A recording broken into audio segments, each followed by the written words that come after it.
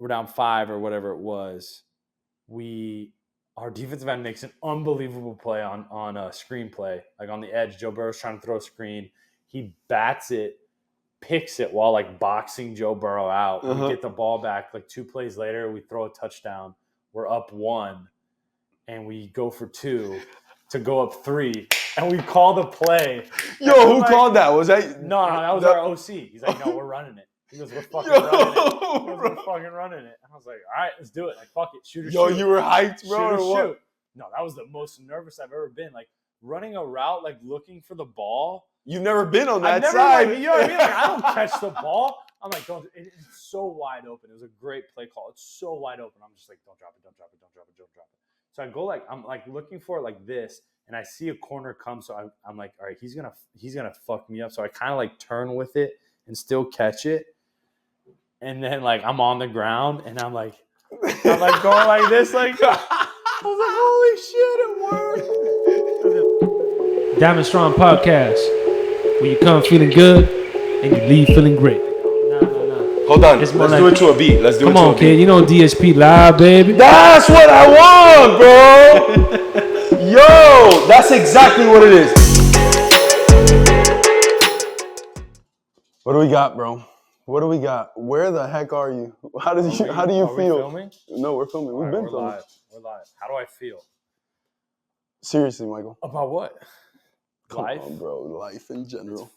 It's crazy. Is it actually a dream, bro? It is a dream. It's like you like go in and out of like what's going on? Like this is crazy to like back into the lull of like, all right, I'm just working out, getting ready, and then you like stop yourself like, yo, like this got real. Like I think it'll get super real like on Monday when I walk into the facility for the first time and I'm like, yo, like what? You know what I mean? Like, yo, you're really gonna have a jersey with your name on it, and it's it's not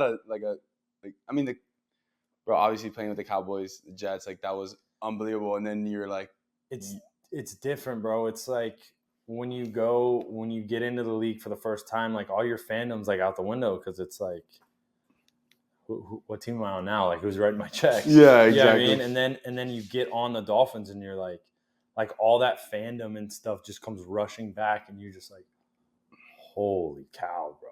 Like it holds more weight. 100%. And like I don't think it's truly gonna hit me until that first game. Like when I put the jersey on and I'm running out in the stadium and I'm just like this doesn't it won't feel like the same league I've been in for 5 years. It's gonna feel like something different. Yeah. I don't know what it's gonna feel like, but it's not gonna feel like how it has been for the past 5 years.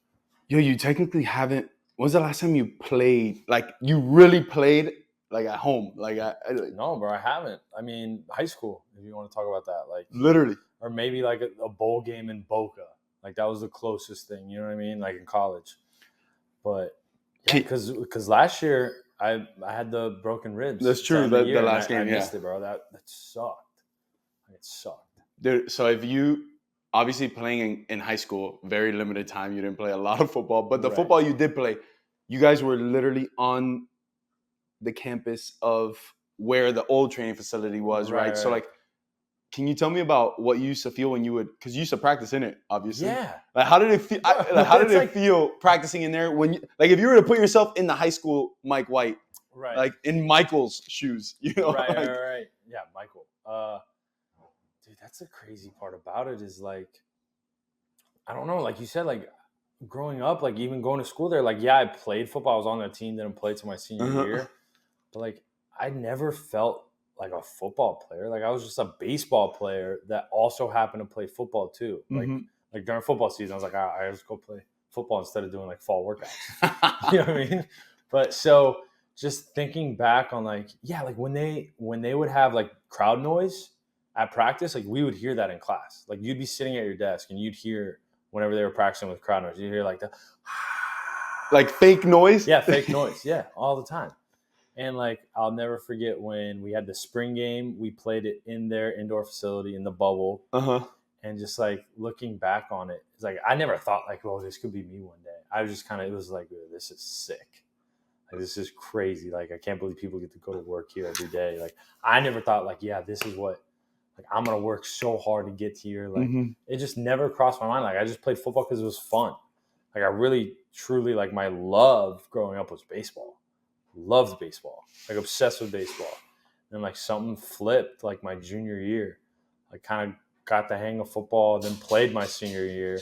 Had like tons of success. Mhm. Found out they hand out free rides for football instead of having to pay. You're for like, yo, baseball. I've been I was looking like, for a yeah, bro, baseball scholarship I'm for a going minute. that way. Like they're handing out free scholarships. Like I don't gotta pay sign anything me- at all. Sign me up.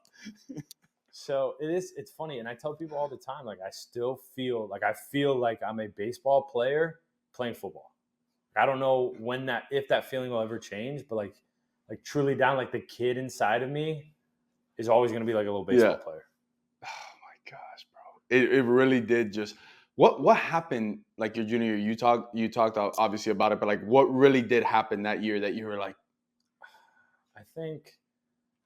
Was there a pass? Was there a pass? Like a feeling? I finally like grew into my body. I remember we had a 7-on-7 tournament in the summer, like leading up to the season, and our starting quarterback was like at some college camp. You're talking about you're going into the summer like 7-on-7 season? Yeah, 7-on-7 season. Yeah, gotcha. So like the starting quarterback went to some college camp, so he couldn't be there for like it was the Dolphins 7-on-7 tournament. They would hold a huge tournament, and like every team from South Florida would play in it, and the winner like represented the Dolphins at some big like NFL 7-on-7 tournament. Gotcha. So I had to play that tournament, and we played like we did really well. I think we lost in like the semis, but like we weren't expected to go that far, and like that was like kind of where the confidence in me was like, all right, I can do this. Like, and then the starter played all of my junior year, his senior year, played well, lost in the state semis, and then my senior year I played well, and we won, and we kept winning, didn't lose one state championship, and I'm like, all right, like, yeah, we could do this. Like, and I remember my junior year baseball was my best year by far. Yeah. I want to say I had a .43 ERA. I was like 11. Humble brag. I'm over here acting like I don't remember. Yeah, bro, you know the damn numbers, bro. What the heck? Like I don't remember the Cause you're on the newspaper, bro. Go look it up, kid. BrowardHighSchoolBaseball.com. That boy remembers, bro. Dude, I was like, yeah, .43 ERA. I was like 11-2, maybe 11-3. I had like 8 complete game shutouts. I threw a no-hitter that year. Like I was balling and hitting, yeah, raking, yeah. Did pretty good hitting, but to see like the 8 complete game shutouts, like that wore on me, bro. My arm was dead. And then it's time to go to like East Cobb and all that stuff, and especially as your junior year, like that's the year that you get offers and you commit. Yep. Unless you're like you and you commit sophomore year. I don't remember that. But whatever. I don't remember that. This isn't about me, bro. I'll never forget. I'm in the hotel the night before I'm supposed to pitch in East Cobb, and I get a call from the LSU scout, and he's like, "Hey, my name's yada yada. I don't remember his name. Maybe. I'm going to the game tomorrow. Just like I want to let you know, like we're really excited about you. Kind of want to see you pitch, and then maybe go for it." So basically, knowing like, all right, if everything goes well, like I got a real chance to like get an offer, or just like whatever. So I go out there and I'm hyped, like adrenaline's going. And this is probably my first game I pitched after the season. And I'm out there, bro, and I'm dying in the Georgia heat. Like I'm giving it everything I got because like I just know like if I can touch high 80s, maybe touch 91 or a couple of times, like I feel good about it because I can throw all 5 pitches. Like I can pitch backwards. I can do all that. Like good command, good. And they're like, "Hey, we're coming out. We want to watch you. Like, we're really excited about it." So I'm like, pumped, perfect. I just know my command, my pitch, my stuff, everything's there. Like my motion, clean. I just gotta hit. I gotta throw fast. Like hard. That's just how it is now. I gotta throw hard. So if I can sit like upper 80s, touch 90, 91 a couple of times, like I feel good about my chances. Yeah. Because like you look at me, I'm 6'4", like 180, soaking wet. Soaking wet. So like I got room to grow. So I get out there and I'm going as hard as I can. And I'll never forget after the outing, my dad comes up to me and I'm like, "Hey, so what I hit?" And he's like, "Bro, you couldn't get over 84." And I'm just like, "What?" I'm like, "What are you talking about?" 84? He's like, "Yeah, bro, you couldn't get over 84." And I'm like, "Mother." all right, whatever. Maybe bad outing. It's super hot. It's like a day game in Georgia. Next tournament we go to, I think it was like the Perfect Game World Series in Arizona. And it's my job. It's my outing again. There's definitely scouts there because our team was loaded, stacked. They had season tickets to us. But so I go out again. You used to fly with us. Yeah, my dad's like, yeah, dude, 84, 85. And I'm like, bro, my arm's dead. Like, it doesn't hurt. Like, I have command. It's dead. It has nothing left in it. And I really think it's because of how much I pitched in high school season, like for my school, which I loved. I had so much fun. Of and course. Like, looking back on it now, it's easy. Yeah. Like, at the time, I was so pissed, so mad at my coach. I'm like, why did you throw me so many innings? Like 8 complete game shutouts. Like, that's a lot, dude. He just kept throwing. Like, go back out there, bro. He's good. He's fine. Good. He'll be all right. Just put some Tiger Balm on it. You're fine. So I think that definitely helps contribute to like, all right, well, this baseball thing ain't really working how we thought. And Stanford ended up coming in later and offering me a scholarship. And I thought about going there, but again, it wasn't for a lot of money because you know how scholarships work. And it's Stanford, bro. Like, that's far. That's expensive. It's just I didn't love it. And football finally caught some steam, and I was doing well. But the problem with that was when I'm going in the summer and we're doing all these camps or these tournaments for baseball is when everybody does the football camps and goes and gets their offers. So I didn't do that, and I had no film. So that's right. You hadn't played it down. I hadn't played it down. And like nowadays, especially now, but like back when I was in high school, like you had to at least play your junior year. Now it's guys are playing their freshman, sophomore, getting offers of sophomores and stuff. But so I had no film. So they could come out to a practice, really like the way I threw it in practice, had a good practice. But like there's no game film to go off of. So they're gonna be like, listen, I can't just like take a leap of faith on you. Which I totally understand, like going through it and seeing how the other side works. I definitely understand about that. But so I was just kind of like shit out of luck on both ends. Like, it just sucked. Yo, how we'll get back to that, but like, how was it being a backup quarterback in high school, bro? Dude, it sucked. It's like it wasn't as cool as people think it might be. No, dude, you're on the sideline just like doing signals and stuff like that, and like. You're in the locker room, like, getting all dressed up. Like, all right, I got my arm sleeve. You got that? You know what I mean? Like, I look good. Like, I ain't playing. Yeah, like, bro. You know what I mean? Like, kids don't really get hurt in high school football. So I know. It's not even like, and even then, like, my freshman year, there was like 4 dudes ahead of me. Like, there's zero chance I was ever playing. Like, I was just along for the ride. Yeah. Same thing, essentially, sophomore year, there's like 2 guys ahead of me. And then junior year, 1 guy ahead of me. And then finally, senior year, I played. But yeah, dude, it was like, I was so close. Every spring football, my freshman, sophomore, and even going into my junior year, like every spring football, I was this close to quitting. I was just like, I'm not going to play next year. Like, what am I doing? Like, baseball is my sport. Let me just go concentrate on baseball. Let me go, because during football season in the fall is when baseball players work out and get stronger and stuff like that. Well, I'm not doing that. I'm playing. Like, I'm in a season. So, you don't really lift like that in season. Yeah. So I'm not really getting stronger during the fall. And then during spring, when it's time for football players to lift and get stronger, I'm playing baseball. So I'm not really lifting. I'm going in and out of 2 seasons. So I'm like, I'm not really getting stronger, which is what I needed for both sports. Like I needed to get stronger to throw harder. I wasn't in baseball. I wasn't doing that. I needed to get stronger in general in football to just be able to like withstand the hits. Yep. So it was super frustrating. So I was so close multiple times to quitting football. Why didn't you quit? I just because I thought the same thing. I was like Michael's still doing that. Like, what am I doing? I don't know, man. It's just and you were so good at baseball. It's not like that. That's the thing. Doubt. Like it wasn't like you sucked at baseball. No, definitely. Like the one time I faced you, I struck you out. All right, bro. Here we go. You think we're gonna have a podcast and I'm not gonna bring that up? Anyway, but yeah, dude, I'll let that one ride, bro.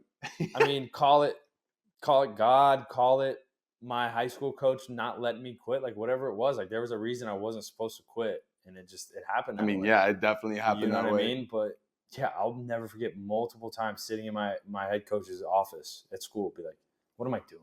Like it wasn't even like a bad conversation. It's just like let's call a spade a spade. Like I'm not playing next year. I know, and I'm not saying I should play because the guys are definitely better than me. Yeah. Like I can go focus on something else, and he wouldn't let me. He's like, you have a future in this. Just stay the course. keep your head down, like keep chopping wood. And I'm like, I mean, he saw it way before anybody else did. Damn, bro, what did he see? Dog? I don't know. He saw something. He saw something. Were Like, you good? Were you? I mean, I could throw the ball like decent. Yeah. Like, you know what I mean? Like freshman year was tough because like adjusting to the bigger ball. Like I wasn't that tall yet. Yeah. Like, it just wasn't like I had a good arm, but it didn't click yet. Like the simple things in football that guys learn when they were little, I was just now learning. You know, at 14. At 14, 15 years old. Yeah, when these kids have been doing it since they were 8. Exactly. Yeah. So I was just behind the 8 ball, and it just took me a little bit to get rolling and figure it all out. And then once I did, kind of just fell in love with it, dude. It's different, bro. It is so different than baseball. Baseball is a team sport, no doubt. Yeah. But it's individual matchups. It's pitcher versus batter. It's, you know what I mean? Like one-on-one. It's a one-on-one. Like football couldn't be more of an opposite than baseball.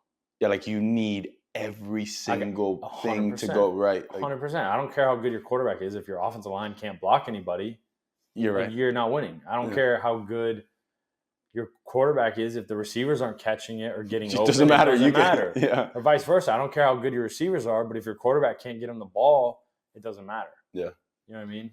Just in case anybody was hearing this, I seen some of you wide receivers drop some balls, bro. Stop dropping my dog's balls. He doesn't have to say it, but I can.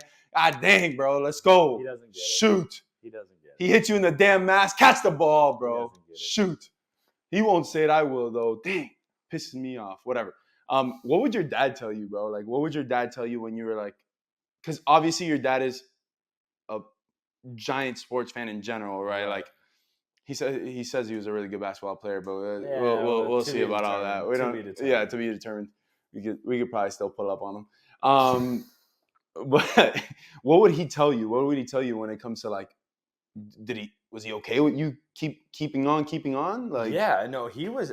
That was kind of where it came from. Was I would talk to him about like, what am I doing here? Like, why am I playing football? Like why are we doing this? And he was the one that would call my head coach and just be like, hey, like this is where Michael's head's at right now. Like I don't agree with it, but he kind of has a point, and you know what I mean? So he did see that side of it, and yeah, dude, I'm thankful that I didn't, because I pull so much stuff from baseball in the football world, like, and vice versa. When I was playing baseball, I would pull so much from the football world, just like mentality. Like my mentality on the sideline when I'm playing in football is identical to a pitcher, like never too high, never too low, like guys are getting pumped up before games. And you're just like, I'm just like, no, like just leave me alone. Like you can come talk to me, we'll shoot the shit. Like I'm not one of those super weird pitchers. Like I gotta sit in the same spot. Like don't talk to me. Like Max Scherzer. Like I'm not a nut job. Yeah, you know what I mean? Yeah. So, but I'm super low. Like I'm never too high, never too low. Just kind of like chill. Like almost like sometimes I'll get so relaxed like pregame that I'm like yawning. Like I'm just like you gotta kind of get you. Like in the locker room before the game, and like if you don't know me, you'll look at me like, does this dude even? Yo, is this guy really gonna understand what's about to happen? Like I don't know. It's just like and I think it's from pitching, because that's what you're taught as a pitcher, like even keel, no matter what. Always. Like no matter what, and then vice versa. Like in baseball, when I'm pitching, like you're used to everything. Like as a quarterback, you're used to everything being like about you, essentially. Like everything runs through you, where for the most part that's how it is in pitching too. Like game can't start till you throw the ball. So that's what I'm saying. Like I'm glad I stuck out with both, because I learned so many different things that I put into my game now. So how was it when, now we go back to, let's talk about your senior year, right? You're in high school, you played a great football season. You said it on the last time, so I don't even want to get into it. Obviously, you get an offer to go to USF right away. Like that story's nuts. Like, dude. Can you hit me with a little bit of that story? The USF story is crazy. So we make it to the state semis. It's never too late, kids. Just so you know, it's never too late. We make it to the state semifinals. I have 0 offers, no offers. We're the only undefeated team in Florida. Like we're ranked. We went on ESPN to start the year, beat some team in Ohio, like 49-0. Like, sorry. Like we're balling. Yeah. Like I got no offers. So I get a call from USF, and the coaches, I'll never forget, Larry Scott, who is in charge of recruiting our area, calls me. He's like, hey, we're going to be at your game, your state semifinal, because it's against Clearwater Central Catholic. So it's super close to USF. Nice. So he calls me. He's like, hey, we'll be at your game. Like, if all goes well, we're going to go back, get the head coach to sign off on it, and we're going to offer you. So I'm like one, like my first thing is like the pressure of it, like, oh no. Thanks for telling me that right now. Jeez, it's already the state semifinal, so I'm nervous on that. Yeah. And then you add that to it. So we go out there, and I don't have an incompletion in the first half. I throw for like 4 touchdowns in the first half. We beat the team 56-0. One of my teammates on the Jets, Jeff Smith, receiver for the Giants now, was on the team. We talk about it all the time. We were just light years better. It was not like, fair. It wasn't fair. But like it couldn't have gone better. It was my best game of the year by far. So I talked to them after the game. They're like, great game. You know, we just need Coach Skip Holtz, was the head coach at the time, to sign off on it, and you got an offer. So in my mind, I'm like, there's no way he doesn't sign off on it. Like, I just played so well. Like, I've had a great year. So that's on a Friday night. Saturday morning, I wake up, Skip Holtz got fired. That next day. The next day he gets fired. And I'm like, are you kidding me? Like, there goes my offer. Like, there it is. Gone. Like, it's gone. Like, in my mind, like, luckily we had the state championship the next week. So I'm like focused on it. Like, all right, whatever. Yeah. Like, that sucks, but whatever. So USF, I think on like the game was on Friday. On like Thursday, I get a report that USF hires Willie Taggart. I'm like, oh, okay, cool. Like, hopefully they keep some of the same guys. Like, hopefully they hear about me. There's somehow. something. Yeah, there's something. Somehow there's some overlap. And they had this one quarterback committed in their class that would commit, decommit, commit, decommit. He did it like 3 times. So I think they were finally like done with that. And they're like, all right, we need someone that's like committed. So we play the game. We win. We come back, win. It was awesome. Greatest football game to this day I've ever played in my life. Wow. The most fun I ever had, by far, hands down. And it's the state championship. So the next class is like because we played the afternoon game. So the night game, we got it. Like, they push you out the locker room. As soon as you finish with the ceremony, like, you get your medals and stuff. Get out. So we got to get out. Like, it's not even 30, 35 minutes after the game. We're on the bus to go back home. My head coach hands me the phone, and it's Willie Taggart. And he just got done with the introductory press conference. He calls me. He's like, hey, we're offering you. Like, congratulations. Like, you look great, all this, blah, blah, blah. And I'm like, thank you so much, coach. Like, I just got to talk to my parents, and I'll call you right back. And so I called him. I was like, yo, I just got an offer. I'm 100% committed. Like, because in my mind, like, that Friday night before Skip Holtz got fired, the week before, I already did my research. Like, you were USF. Like, that's it. Yeah. It's like close to home, but not too close. Like, it's perfect. Yeah. So I knew, like, I could have just committed right there. Like, as soon as the word offer came out of Willie Taggart's mind, I could have said commit. But I didn't. I wanted to tell my parents first. So I told my parents, and I called them right back, and I committed on the bus right after. So I won the state championship and committed to USF within an hour of each other. It was crazy. Bro. Dude, that is insane, bro. That is insane. Like, there's no way that people really understand, like, what it is to go through that, like, roller coaster of emotions, bro, quick. It's crazy. I mean, some people might, but it's just like it's especially like at that time, like, that's the most important thing in your life is I want to play college sports. Yeah. Like, I need to do everything possible to do that, and like for it to be so close, and then Skip Holtz gets fired, and then he gets pulled away from you, like, maybe not. Never mind. Maybe not this time. And then, yeah, dude, that was insanity. How was obviously now you're ready to go to USF. You're like, all right, bro, I'm going to school. Like, this is dope. Like, I have everything kind of set. Yeah. How was that baseball season? Like, how was your senior year? Senior year was cool because I finally put on a little more weight, and I was throwing well. Like, I was sitting every time I pitched, like, I was sitting 91, 92. Like, I was throwing good. Like, I felt good. Like, we had a new coach that actually cared about my arm health. So, like, I wasn't out there throwing, like, every game wasn't a complete game. So, which was nice. And I started to have, like, MLB scouts come to the games. And I'll never forget the first one was, like, 4. Like, a bunch of cameras was like, yo, this is crazy. And then you start getting, like, like the questionnaires. Yeah. And, like, I had them already, but yeah, you got them your senior year. That's cool. I already had them. Like, mine just got lost in the mail. But so yeah, you start doing, and then you do like East Coast Pro, yeah. like those showcases. So you're like, okay, so like this is like people actually see like, Yeah, they so know. then your mind goes from my freshman year through junior year, I'm playing college baseball. Yeah.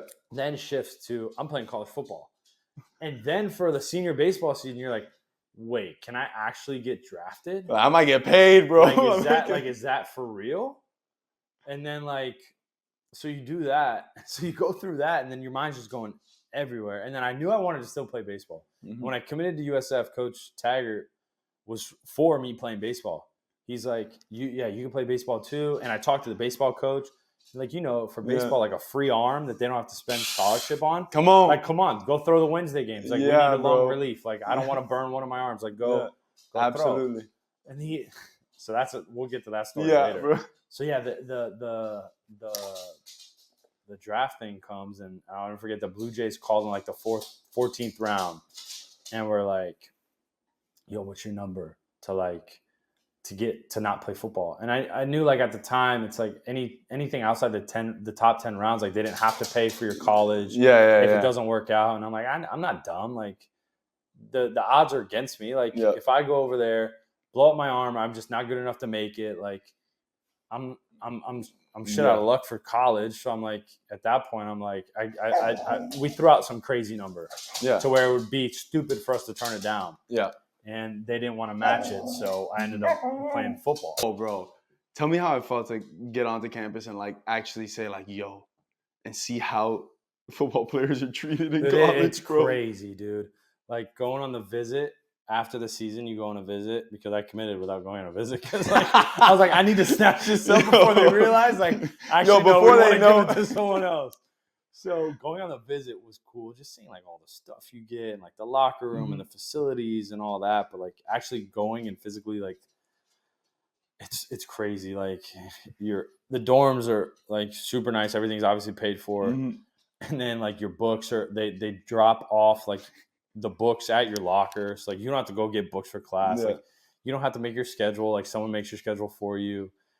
And like they give you just like a swag bag when you first get to campus to wear just around campus, so you can always see the freshman football players. You know who they are because they are decked out in it. And I was 100% one of them. I'm like, are you kidding me? I want everybody on this campus to know I play football. Yeah. This is sick. So yeah, but it was awesome. It was just like it's like we talked about, like everything you dream of and work for, like you got there, like you did it. You're a Division I athlete. Like no one can ever take that away from you again. So it was crazy. Yeah, bro. The thing that I love is that even though it wasn't like everybody has a vision, right? Like everybody has a vision of how it's going to be, but like your vision completely switched, but the goal was still like you still met your goal, right? Like, right. Do you think still like all that work that you put in, even if it was to not the wrong sport, but like another sport, it was. but it still taught you, did it still teach you kind of what you needed to still play at that level and like be successful 100%. at that level? Like, I mean, yeah, growing up, like I'm going, I mean, you're on the team. We played in like, we were 9 and under. We played in a 9 and under league, and then we played in a 10 and under league. Like school would get over, and if we didn't have practice, I would get dressed into my baseball stuff in my mom's classroom, like in the bathroom, and then immediately head over to like private lessons or doing like some lessons with somebody, or for some reason we had a free night for some reason, which we never really did. Yeah, it's crazy. Like you'd go to the field and go hit. Yep. Like you were constantly doing something, and like, yeah, I didn't end up playing baseball, but it taught me like that work ethic and like that mentality of like I got other friends who are like just kind of doing their own, like they'll play like rec ball and stuff like that. That's like, that's fun. And like, there's nothing wrong with that, but like, there's a clear path you take. Like, all right, am I taking this serious, or am I doing this just to have fun and be with some buddies and stuff like that? Like, so it was baseball at that point, and I was super serious about baseball, and you learn all that hard work and competitiveness and stuff like that. But obviously it ended up being the wrong sport, but it just teaches you something mentally that I don't care if it was baseball, basketball, football, like you just learn something differently. Like, all right, my path's different, and like, this is what it's going to take. And I learned that from like an early age. Like we all did. Yeah. No, it hits you quick, bro, when you realize like what it really, really takes. It's like, dude, like you gotta put it all. Like you gotta put it all out out there like every day, every waking moment is to like get yourself better at what you're doing. No doubt.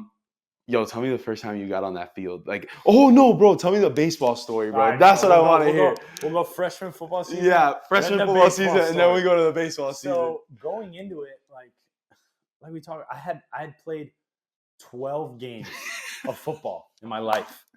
12 games. Like that was as long as our season was. Yeah. Because we had like 2 teams forfeit against us or whatever. So I have 12 games of football under my belt. And I'm walking into a locker room and there's like 21, 22 grown, like 22-year-old grown men. Like Bro. men. And I'm like over here, like I'm eating peanut butter before I go to sleep just to get to 190. Like, you know what I mean? Like, so These dudes I just wasn't ready to play right away. So the plan was to redshirt me. And the starter to start the season lasted like a half. Mm-hmm. And then they benched him. Wait. You're talking about they a half? played the first half of the first game, and then he benched him for another guy. Wow. Well, that's a long leash. Yeah. That guy played for a couple games. Then they benched him. And then they played another quarterback for a couple games. And then they benched him. And they burnt my red shirt. And they threw me in. I'll never forget, dude. We were playing Louisville at home. But it was when Teddy Bridgewater, Calvin Pryor, like Preston Smith, like all those. They had dudes, like first rounders everywhere.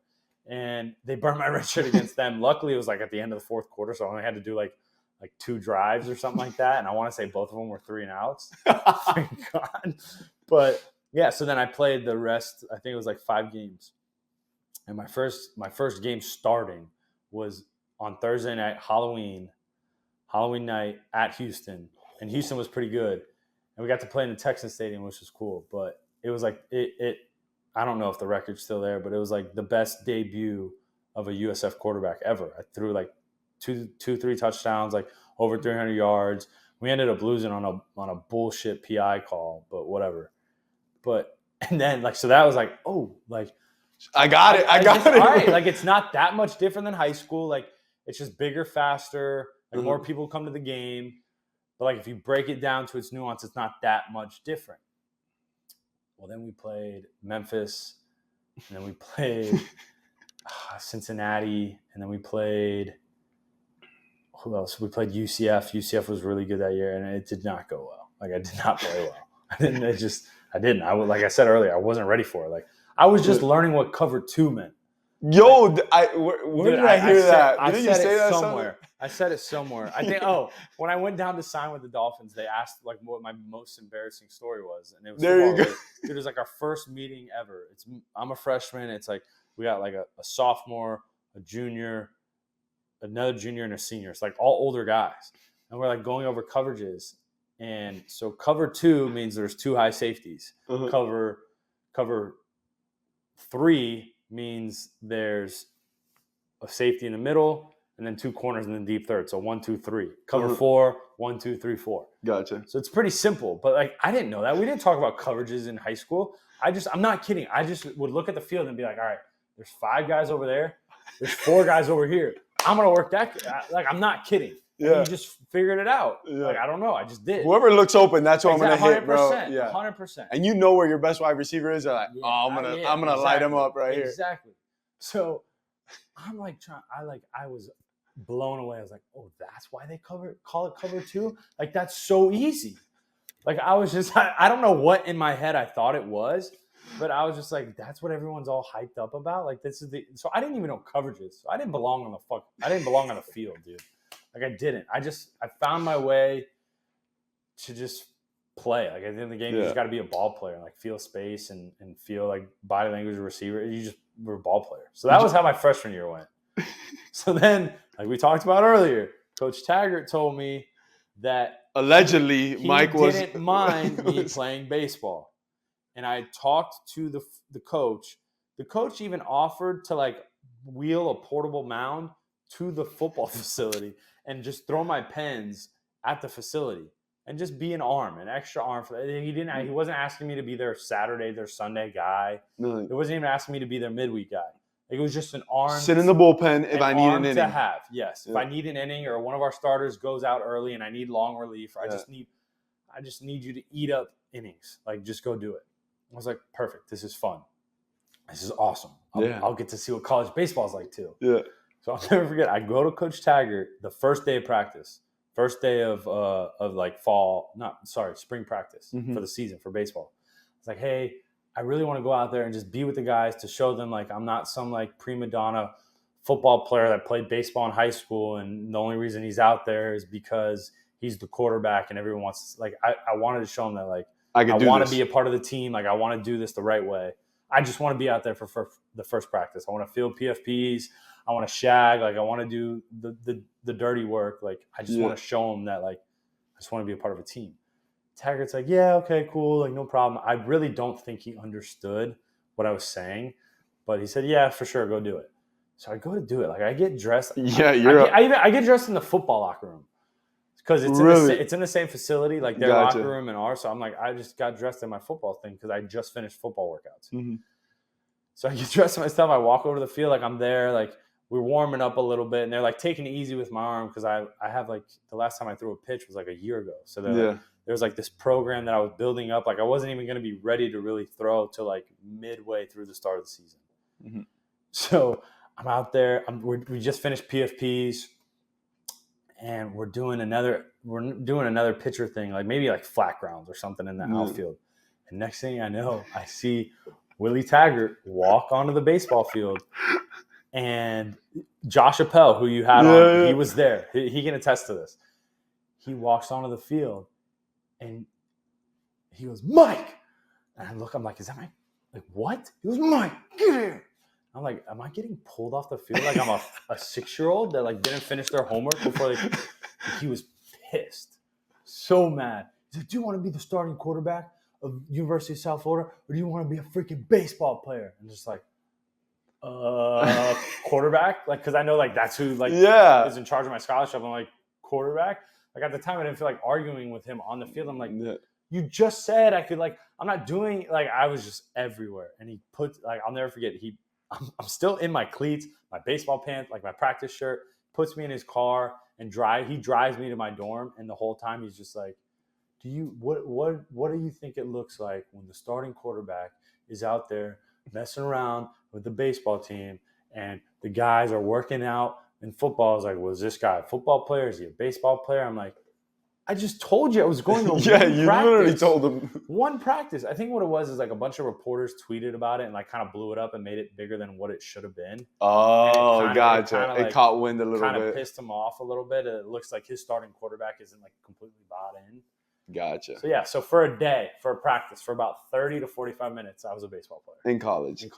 Dang, that's kind of sick, bro. You got to play 2 sports. And then I got pulled off. Yo, it's crazy because now that's like a normal thing. Oh, yeah. 100%. Like, look at Kyler Murray, bro. Like, this guy got drafted, bro. He was so what was he, like 11th overall or 7th overall? Top 10 pick. And then he goes and still plays football. Obviously, the number 1 pick. Dude, I'll never forget. Like, when he got drafted in baseball, I was like, dude, you take that. That's a no-brainer. Really? Yes. I was like, because I didn't know if he was going to go 1 overall. And I don't think he did either.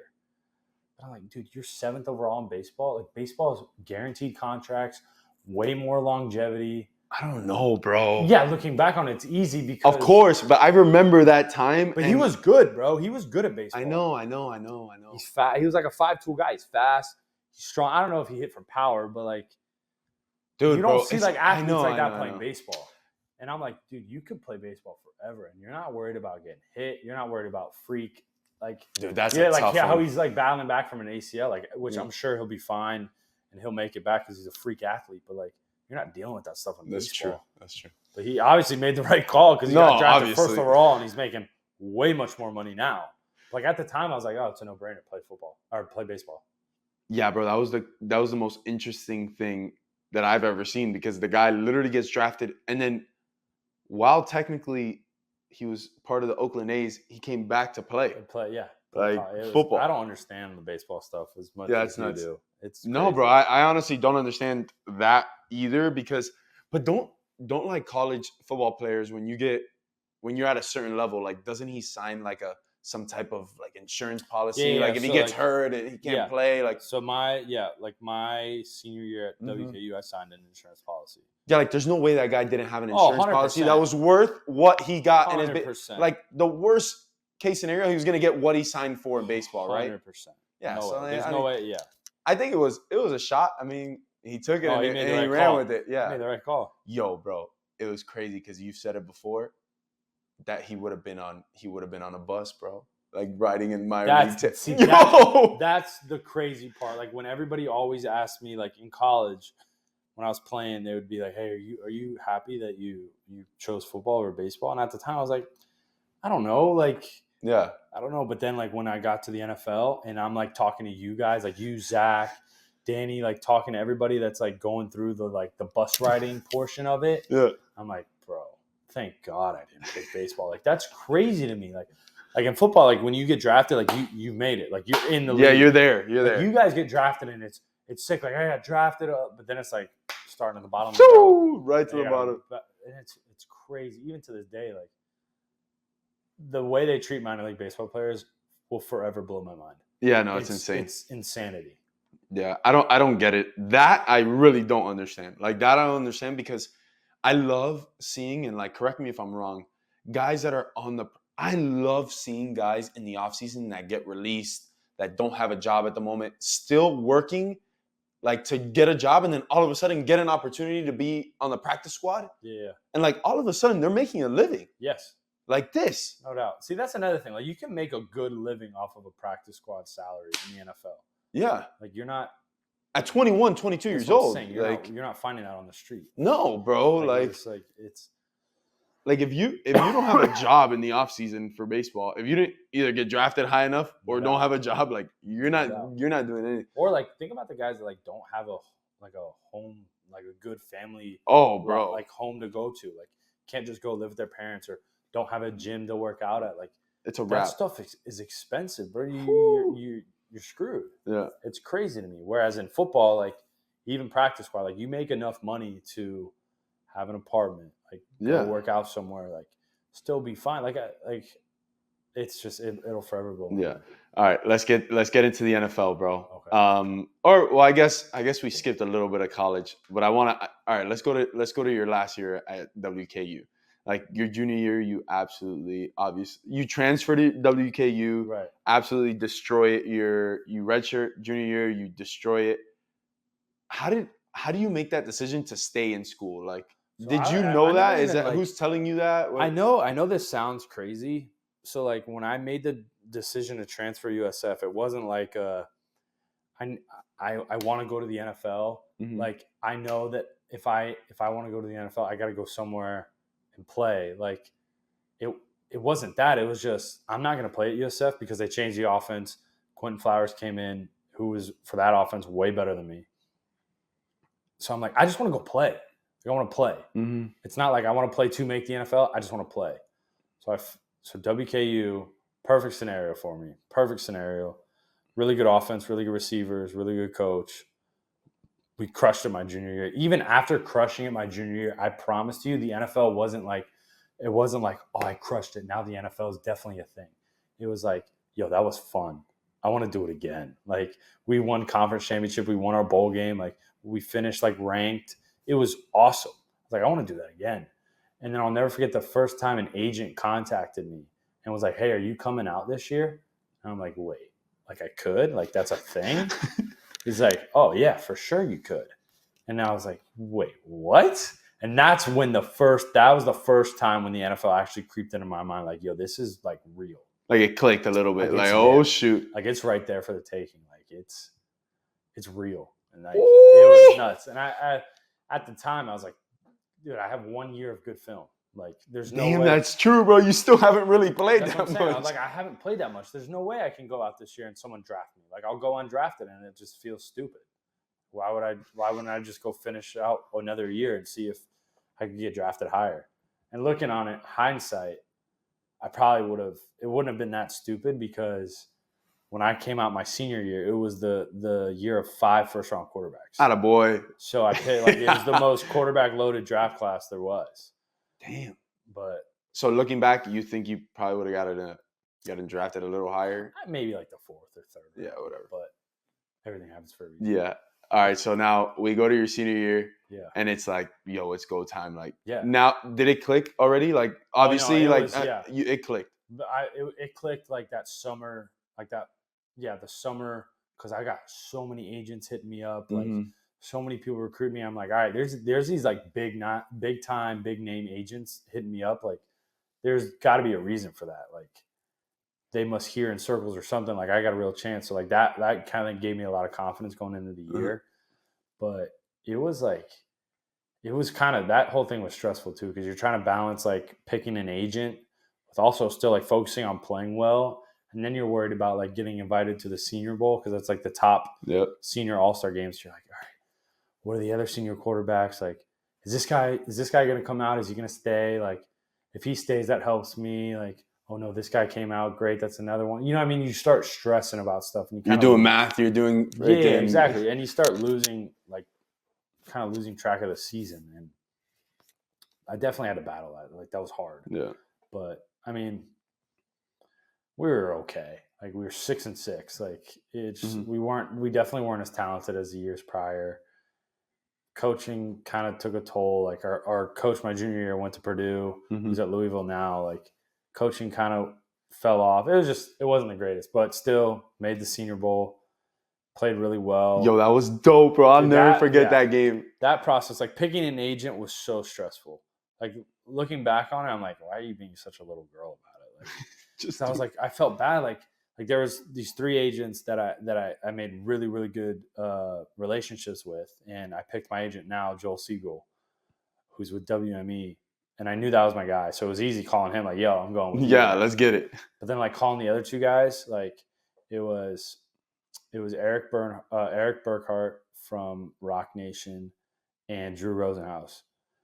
And so I like calling them like was tough, but because I don't know, like I don't like people pleaser. Like I feel bad like upsetting people or whatever it was, and especially like I'm a 21-year-old kid. Like so, looking back on it, like these dudes don't care. It's like bro, they got another one. Yeah, they got another one. But they'll make you feel like 100%. Yeah, because they're good at their jobs. They're good salesmen. But yeah, it's on to the next one. Like, and that's for the most part, that's how they work, because they've been in the industry for a long time. So there's no hard feel. Like, I still talk to them to this day. Like, nice. I saw Drew down at the Miami game last year and said what's up to him. Same with Eric Burkhart. Saw him at the Miami game. But damn, that's pretty dope. All right. And then you go to the All-Star game. The Senior Bowl is wild. So what it is there's 2 teams, obviously.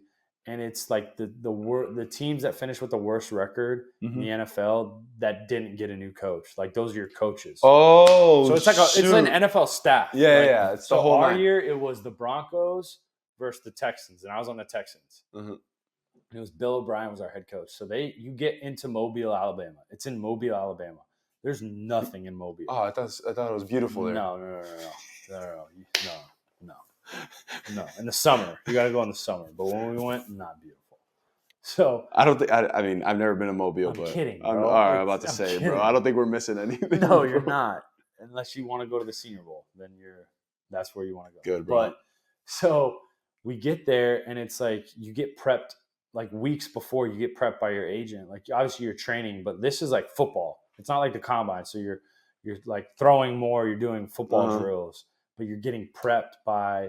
Like, some guys will bring in ex-scouts or ex-GMs that'll prep you for interviews. Oh, to do this crap right here, but with teams. Yeah. So, like, you're getting prepped for weeks about, like, because they always ask you, all right, what's your story? And you got, all right, my name's Mike White. My mom's name's Anne Marie. My dad's name's Mike. I got a sister Taylor. My dad's you know what I mean? The whole nine. The whole 9. I grew up here, and like they always ask you, like, well, what's some adversity you went through? Like, all that bullshit. Yeah. So you get prepped for that, because at the time, like you're shitting your pants because you're like, I don't want to say the wrong thing. Like, yo, look, like knowing back on it, like I'll just shoot the shit. Yeah, like, bro. Are you kidding me? Like, I'll just be like I FaceTime my coaches now. Like, it's just not. It's not the same in the league as it is in college. I know, bro. It's but, like, so at the crazy. time, you don't know that. So you're just. So you land in Mobile, Alabama. You get your credentials at the hotel lobby. You go up this escalator to the floor, and I'm not kidding. Like, you get off the escalator, you're walking, and just team scouts are pulling you. Like, hey, Mike, Buffalo Bills, let's go talk. Hey, Mike, Cincinnati. No way, like that, 100%, bro. 100%, and it never stops. It never stops. You're getting pulled every which direction. Like, you're getting texts. Like, I'll never forget, I got text like some Random numbers. number, like, hey, this is burner phones. This is such and such from the Seattle Seahawks. Like, we're in this hotel room. This, like, get over here. Come talk to us at 8 p.m. tomorrow night or something like that. Crazy. So you're going through all that. It's like speed dating, bro. Yeah, 100%. So you're doing that 24/7 on top of the fact that, like, hey, you got to practice tomorrow morning. I don't know. They don't give you the playbook. They didn't hand me the playbook till 11:30 at night, the night before an 8 a.m. practice. Damn, bro. Yeah, so I'm like stressing in my in my hotel room. You didn't sleep, obviously. Like trying to learn enough playbook so I can function, because you're getting judged at practice too. By the guys you were meeting with till 11 o'clock at night. Exactly. They know exactly what they're doing. Yeah. They know exactly. It's all a scheme, bro. So you're stressing about that. And my first practice was okay. It was just whatever. Everyone's first practice is everyone's nervous. They're feeling it out. Like, no one really like has a good first practice. Second practice was definitely better. Third practice was my best practice. And like the first big checklist as a quarterback is like, do you get to start the Senior Bowl? Like, did your team pick you as a starter? And luckily the team, like, I had a good enough week in practice. They picked me as a starter, which is huge. Mm-hmm. Like, that's a big deal. Like, teams look at that. So the game went really well, which was nice. I started too, because I only played a quarter, went well, threw a touchdown, like made a really long pass night. Like, I could just chill. I remember that pass, bro. That was dope. Put on a hat and I was chilling. So it went well. But that thing's a grind. And then you get back home and then you start getting ready for the combine and doing all these shit. And I'm like, knowing me, I'm already pissed off, because I'm like, I'm not fast. Like, I'm not fast. I'm not the most explosive guy. Like, this shit is bullshit. Like, none of this matters for my position. Yeah, at all that. But you still got to do it. I did it. Like, it was whatever. Like, I didn't light the world on fire at the combine. But we should. What do we got to look up? What was the 40 time, bro? Let's look at that 40 time. No, we're gonna put it on the screen right now. Right there, it's gonna be popped up. So I was just glad to get that thing over. Combine it's the same thing, bro. Tell me about those questions. That's right. What's the stupidest question that you had to ask? I think I heard somebody say something about, like, if you had a peanut butter jelly sandwich, like, what do you eat for? Like, some it's ridiculous. Crazy. Like, what do you order at Chipotle? It's like, crazy, dude. Some of the one question that I got a lot was, hey, you just won the Super Bowl. What's your drink of choice? Like, what are you drinking to celebrate? Would you hit it with the whiskey kid? So in your mind, you're like, all right, I can't say whiskey. Do I? Yeah. Like, I can't be like, oh, tequila straight. Because then they think like I'm a psycho. And then you're like, you definitely don't want to say like, oh no, I don't drink. Because then they're like, yeah, you don't fit in a locker room. Trust you 100%. So I think I said like rum and coke, like Captain and Coke, okay, or something like that. Like, which I don't even really drink Captain and Coke. Like, I drink tequila straight. You know what I mean? Like, we drink tequila water. Yes, man. You know what I mean? Go, so bro. I'm like, I can't say that, because like, there's no way we draft this guy. Like, this guy's a lunatic. Yeah. So that's why you draft somebody, bro. That's the problem. It's true, but like, I'll never forget. Like, you go to dinner. I went to dinner before my pro day with the quarterback coach from the Ravens, and we go to dinner, whatever. And the whole time, or at the end, he's like, yeah, all right, this is cool. Like, I really came here, just wanted to see if you would like curse. Like, if you would just be like a guy, like if you would say the word fuck, or if you were just like a straight line, like, boring ass dude. Like, that's really all that like, that was the point. That is my big, and I feel like it's more known now. So guys are like doing more. Yeah, being themselves, whatever. But like, that's all this whole thing is like, all right, who is this guy? And can he fit in, especially a quarterback, can he fit in with 34, 35-year-old grown men? That makes sense. And you just got to be a dude, bro. Just be a dude. Like, are you a dude that I can go grab a beer with? Yes or no? Yo, it's crazy, because you think about it, and I don't understand why they don't just tell you that, bro. Like, because I think about it now. It's like the way that we interact with scouts and like with coaches is like, yo, they come around like, hey, how you doing? Like, nah, bro. Like, no, it's not. It's better to just be yourself, exactly, bro. Just like, be yourself. And that's what if they like you, they'll draft you like that. 100%. But it's just having if anything, that it'll help. too.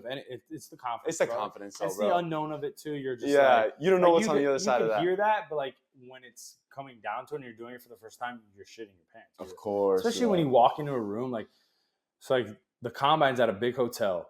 and like the formal meetings that you hear about, like each team has their own hotel room, but they stripped like the beds are all out. Like it's just like you walk in and it's just a bunch of lights, cameras, the entire front office, coaches, like in one room. In one room, bro. Oh yeah. Like I'll never forget. I had a formal with the Steelers, and I walk in and I'm like, oh my god, there's Mike Tomlin. like you see these guys on TV and then it's in your face, but then there's like their entire front office, their entire coaching staff, like cameras, everything's video. And then he asks you stuff. Mike Tomlin was the coolest interview. He was just like this, like shooting the shit. Like, hey, tell me, yo, what's good? Like, tell me about your fiance. Like, how'd y'all meet? Like, this, it's not like, all right, break this play down. Like, what were you thinking here? Why didn't you do that? You know what I mean? It was just like shooting the shit. Like, I felt the most comfortable. But like, who was it? It was. The Vikings. Mike Zimmer, who was our head coach, was a longtime defensive guy, like defensive guru. Like he was a good defensive guy. The whole time was him just like tearing apart our protection scheme. In college. Bro. It's in college. In Conference USA. He's like, all right, explain to me your protection here. So I'm like, all right. I mean, I don't know. I didn't say this, but like in my mind, I was like, we didn't really handle protection. It was just like you figured it out. So I like explained it in the simplest way. Yeah. And he goes, well, that's it. Well, what if I brought this and this? I was like, well, then we'd be hot. And he's like, oh, well, what if I brought this and then dropped that guy? I go, well, to be honest, I'll never forget. I go, well, to be honest, coach, we'd be fucked. Like, I don't know what to tell you. Like, that's all we had, brother. You're an NFL defensive coordinator. There's a reason you're sitting here and you're not. And I'm exactly. Like recruiting right now. Like I don't know what you want from me. Like it's stuff like that. So it's just. That's hilarious, bro. It's so true. It's like, yo, I don't know. That's why I'm here, bro. Yeah, I don't know. Yeah, like what? They didn't bring that, so we don't. It doesn't matter. Like if they would have, we would have been in trouble, huh? There, coach. I probably would have got hit. Yeah, hard. And then we probably would have figured out a way to stop it on the sideline.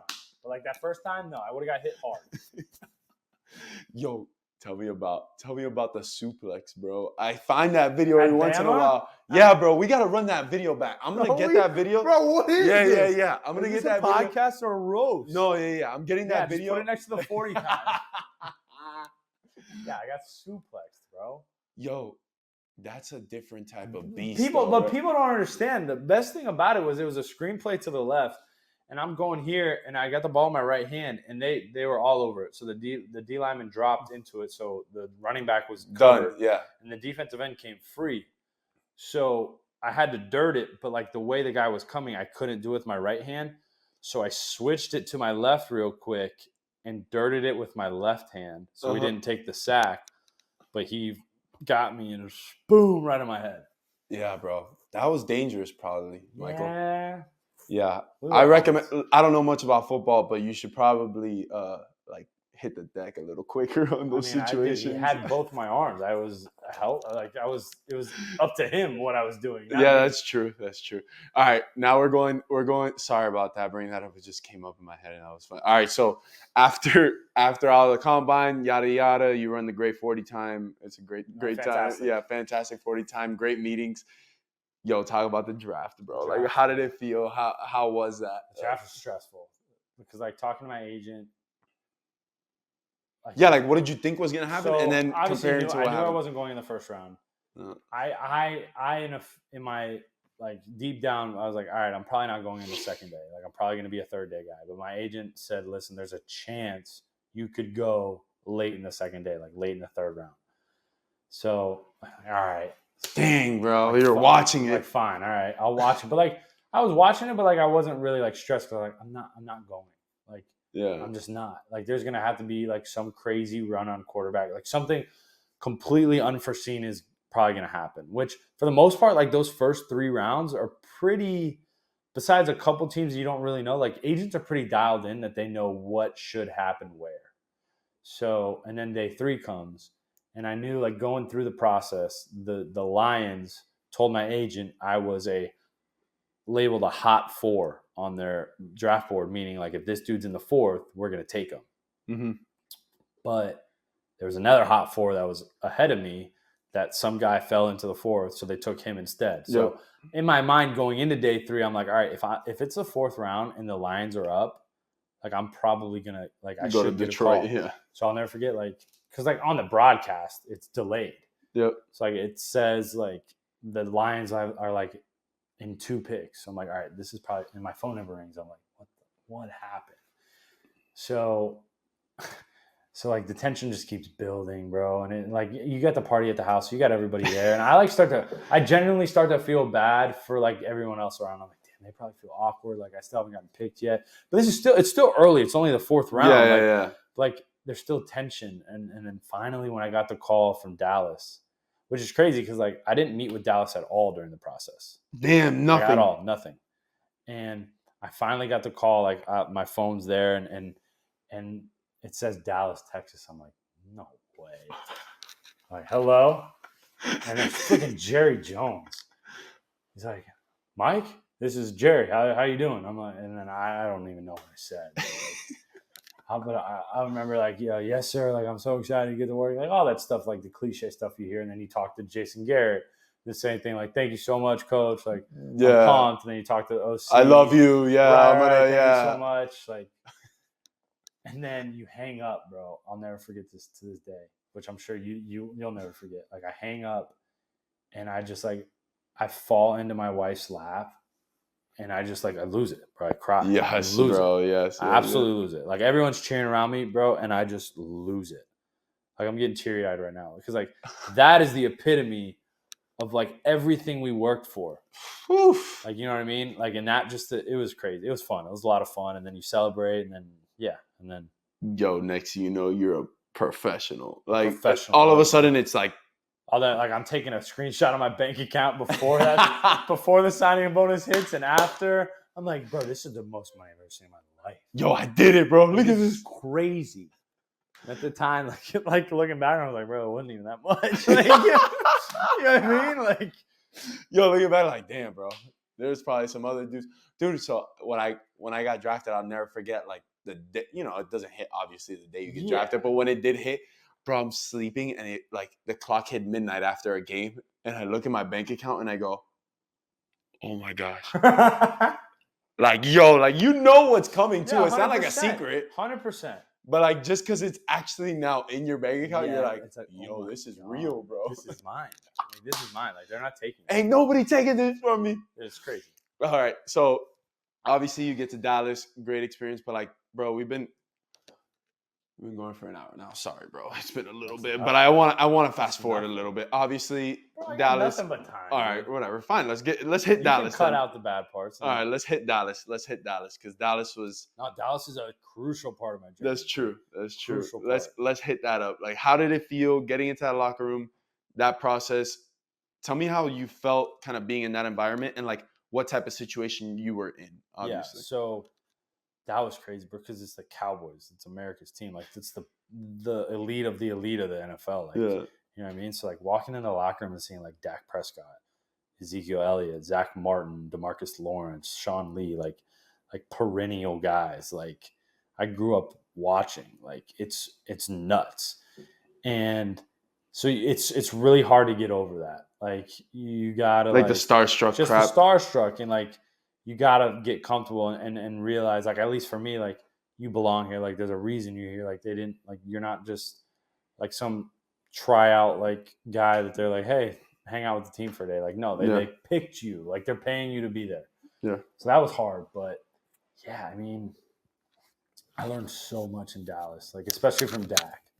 Like I learned like the importance of like the off the field stuff as a quarterback, like the leadership, like having a relationship with every single person in your locker room, like enjoying the guys, like just being a guy's guy, like just being friendly with everybody. That's what I took the most from Dak. And then just like I knew going into my rookie year, like it was essentially going to be a redshirt year for me. Like I was going to be the third inactive guy, like still be on the 53 and all that.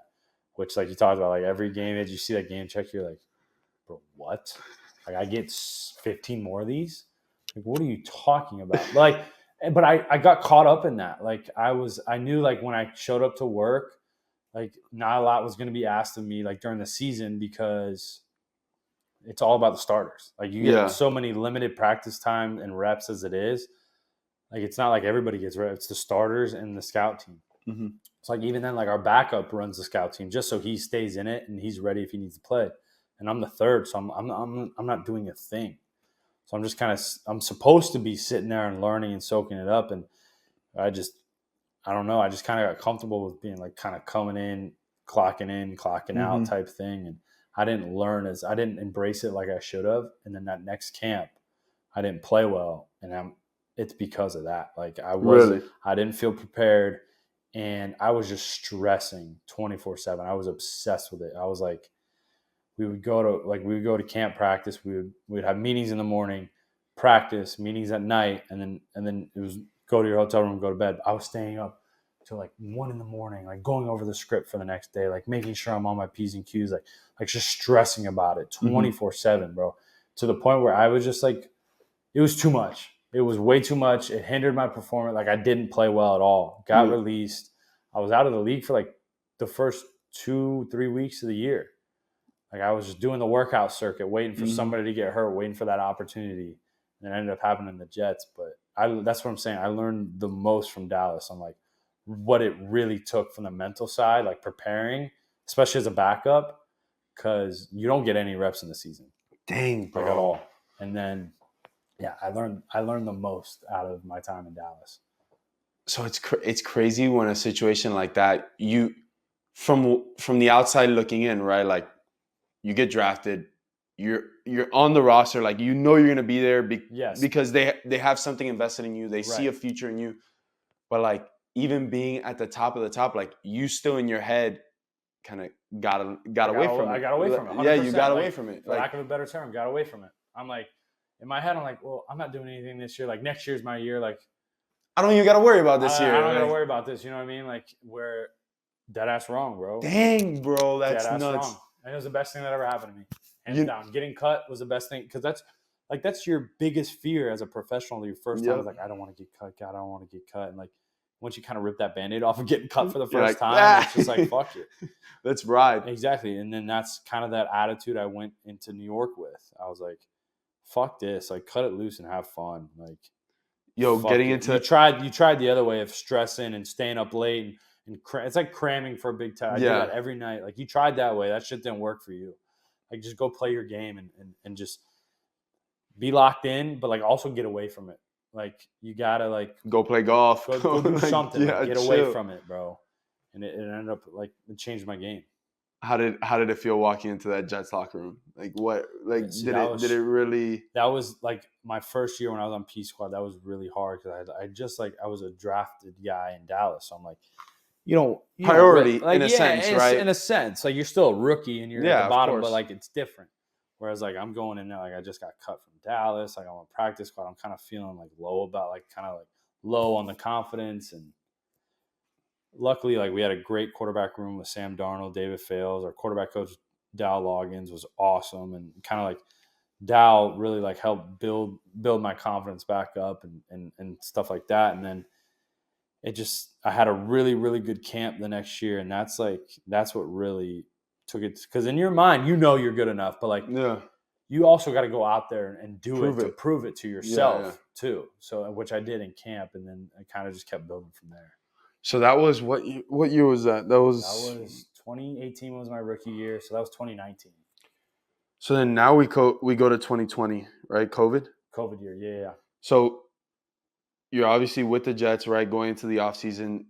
You signed a 2-year, like I kept signing like 1-year deals. 1-year deals, gotcha. So you go into COVID, like what changed for you? Did you take a different approach, like in the off season? Like what really like you think maybe benefited you of like that year? Did you use it to your advantage? I took a different approach in the off season for sure. Like the off seasons prior, I kind of would take the program we would do like in Dallas, and I just did it by myself at a gym. Yeah. Like, I don't need to go to a guy. Like I'm good. So I was like, you know what, fuck that. I'm gonna go to a guy, like just fucking buy in, like change my perspective of it, and like just hit it hard. And I did, and it helped because I got stronger in my legs, stronger in my core, with throwing better. But it was really my mental, like going into practices and going into it. I was like, what am I stressing for, bro? Like at the end of the day, like it's a game. Like I know I belong here. There's a reason I'm here.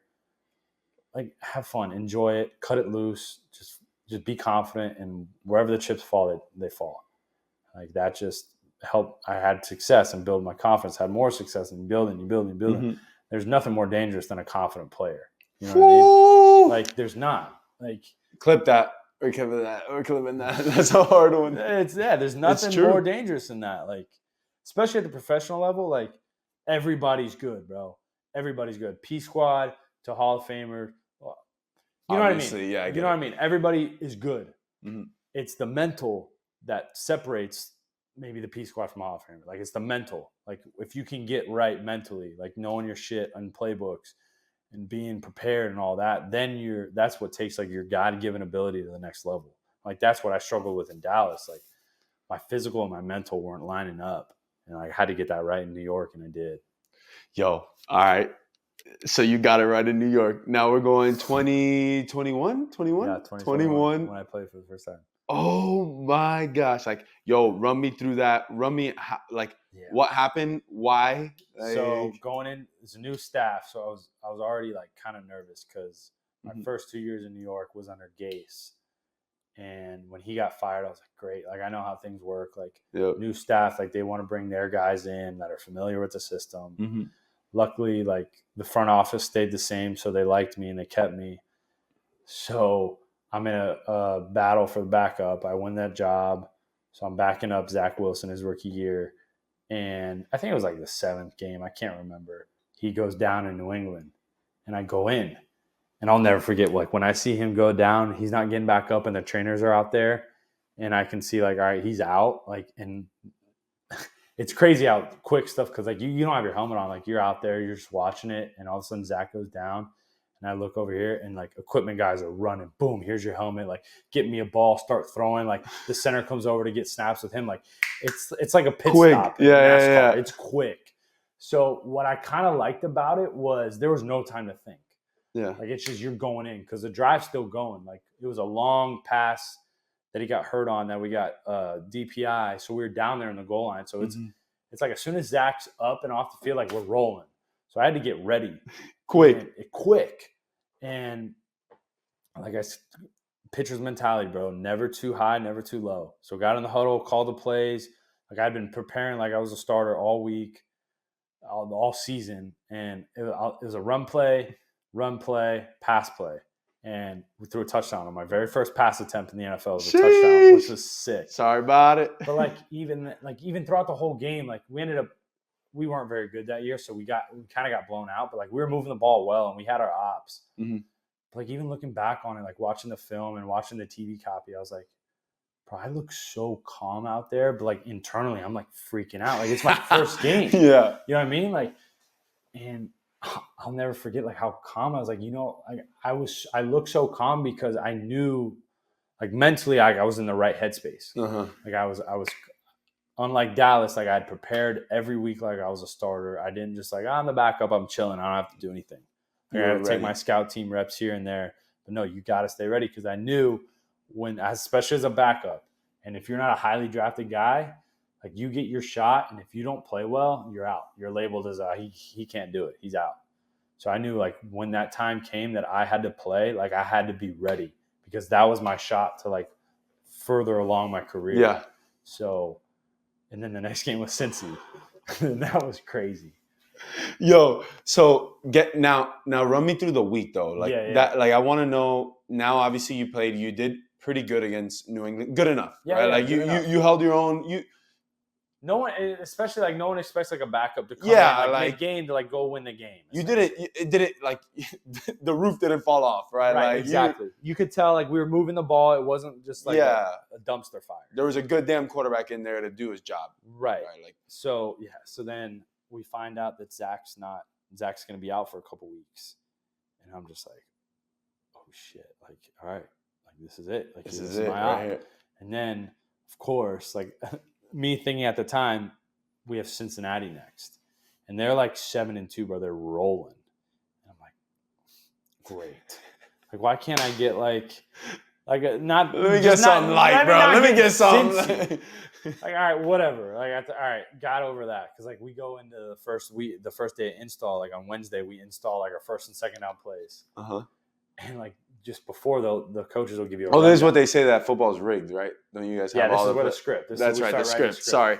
With you combine it with the other Correct. team Yeah, too. you guys FaceTime them. Gotcha. Understood. Sorry, just making sure you guys Compare are on point. Like we got it. We're good. So they like give you a rundown of the defenses, and Coach Mike LaFleur gets up there and he kept it real. Like he's essentially like hyping up the Cincinnati defense. Like, listen, this defense is good.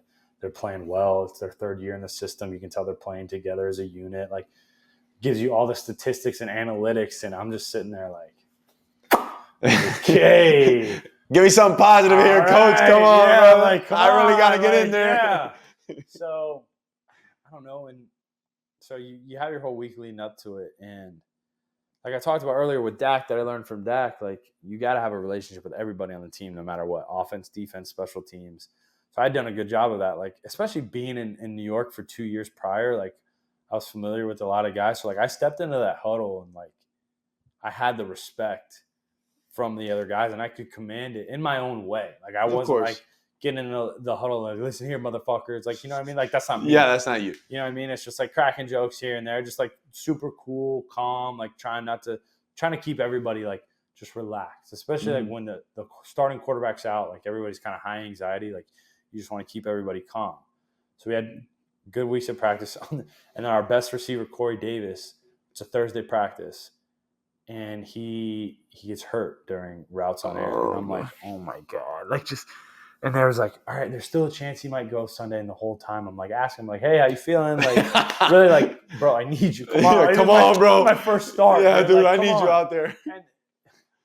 And we're in a new offense. So like we're in rebuilding mode. Like let's call it what it is. Like we were not good. Yeah. Like we were in rebuild mode.